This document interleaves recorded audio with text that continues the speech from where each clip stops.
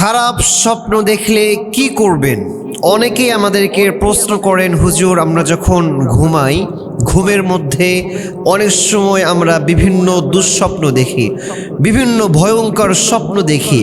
তো যখন আমরা ভয়ঙ্কর স্বপ্ন দেখি তখন আমাদের নিজেদেরকেও অনেক বেশি ভয় লাগে, অনেক বেশি নিজের ভিতরে ভয় কাজ করে।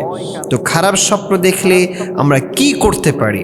প্রথমে আমরা জানব স্বপ্ন হচ্ছে তিন প্রকার। নাম্বার ওয়ান, একটা হচ্ছে আল্লাহ তাআলার পক্ষ থেকে স্বপ্ন, দুই নাম্বার হচ্ছে শয়তানের পক্ষ থেকে স্বপ্ন, এবং তিন নাম্বার হচ্ছে সারাদিন আমরা যা করি এটাই আমরা রাত্রিবেলা যখন ঘুমাই তখন ঘুমের মধ্যে দেখতে পাই।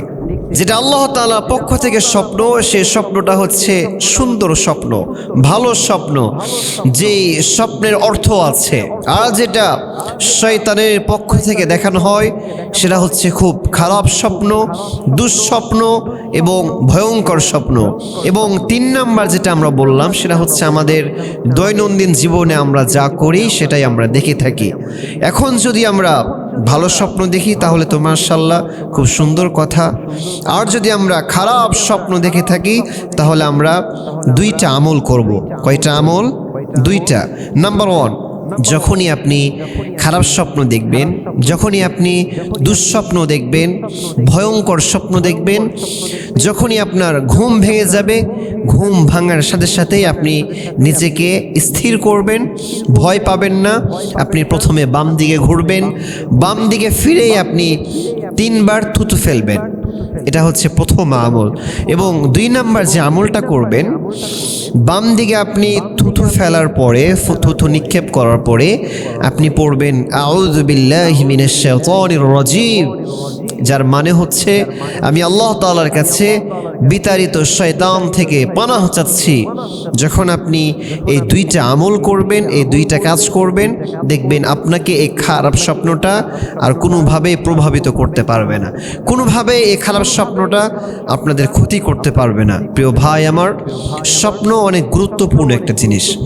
স্বপ্ন এটা অনেক সময় সত্য হয়ে যায়, আবার অনেক সময় এটা সত্য হয় না। আবার স্বপ্ন নবীজির নবুয়তের 46 ভাগের 1 ভাগও হয় এই স্বপ্ন।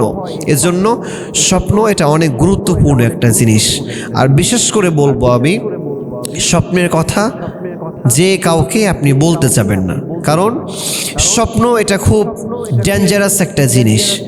যে ব্যক্তি আপনার যে স্বপ্নে যে রকম ব্যাখ্যা করবে আপনার লাইফে কিন্তু সেটাই ঘটে যেতে পারে।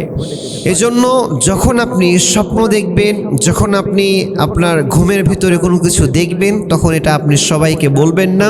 যদি ভালো স্বপ্ন হয় তাহলে আপনি একজন বিজ্ঞ আলেমকে আপনি বলতে পারেন, আর যদি খারাপ স্বপ্ন হয় তাহলে আপনি আল্লাহ তাআলার কাছে বিতাড়িত শয়তান থেকে পানাহ চাইবেন।